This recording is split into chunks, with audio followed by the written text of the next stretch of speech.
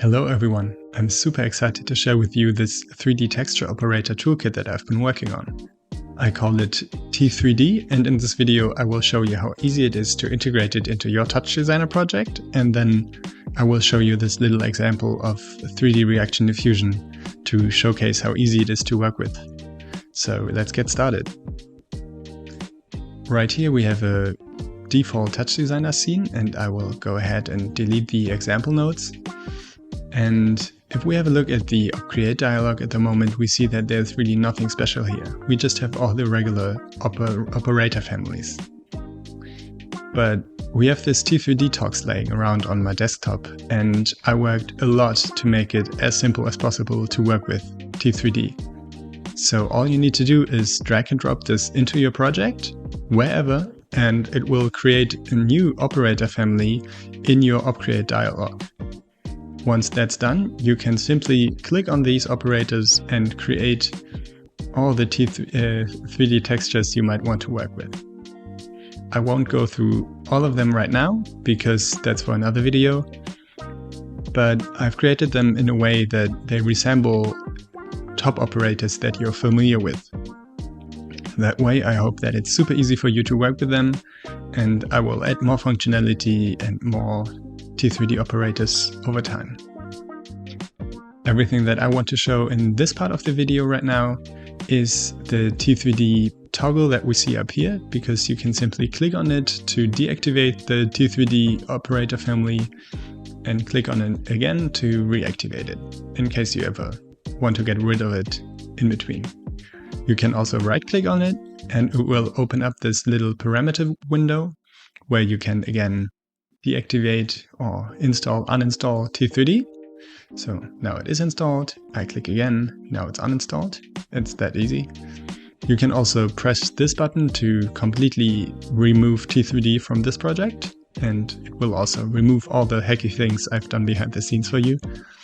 And there's a parameter called index where I can choose where inside of the opcreate dialog T3D appears. So now it is the first of the operator families, and if I slide this over, you will see that it's now in the middle of them, and well, that's just to your preferences. And last but not least, we have a little toggle here, a color parameter that allows us to create all kinds of fancy colors for our T3D operators, but I will stick with the default for now and make them red. Okay, that's everything with regard to installation of T3D, and I will jump back into this example and talk about reaction diffusion in T3D. Before we talk about three-dimensional reaction diffusion, we should have another look at two-dimensional reaction diffusion though. I'm sure most of you have seen this before, but reaction diffusion is a super simple and elegant algorithm where we start with any shape, in this case a circle, use a feedback loop to distinguish blur passes. So actually one blur pass after the other. Then we subtract these two and use a math top to multiply the result with a large number. Then we limit the result to clamp it between 0 and 1. And in this particular case, I used a multiply and a circle to have the simulation contained inside of the circle. So as you see, it's a very simple network that creates these complex patterns. There's more on reaction diffusion online. I'm sure you will find good resources. So what I wanted to showcase here is how completely equivalent the T3D network looks to do this in 3 dimensions. So we also start with any shape, in this case a small sphere. Then we have a feedback loop with 2 blur passes and a subtract. After that there's a math top that just multiplies by a large number, and a limit to clamp the output between 0 and 1. Again, I use a multiply and a shape to have the simulation contained within the boundary of some object, and I could make this sphere smaller if I want to, or I could also say that this is supposed to live inside of a torus, which potentially also looks quite interesting, but let's stick with the sphere for now.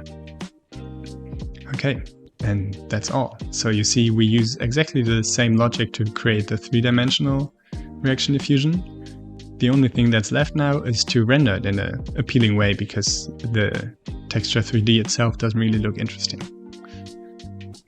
But for that, I created a T3D operator that's called Surface, and I'm using it right here. It's a geometry after all, and it just takes any 3D texture as an input, and it has an optional second input for color.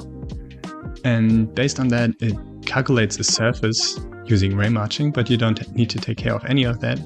You have a small parameter here called threshold, with which you can define where about the surface is. And you have materials that you can toggle between and set some parameters to that. But you can really also just handle it as you would any other geometry in TouchDesigner. So I can scale it, I can even rotate it around and stuff. So it works just as any other geometry.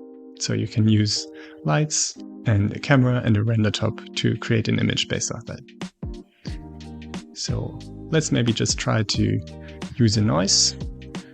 And I will make this non-monochrome, and we could, for example, put this in the second input to color our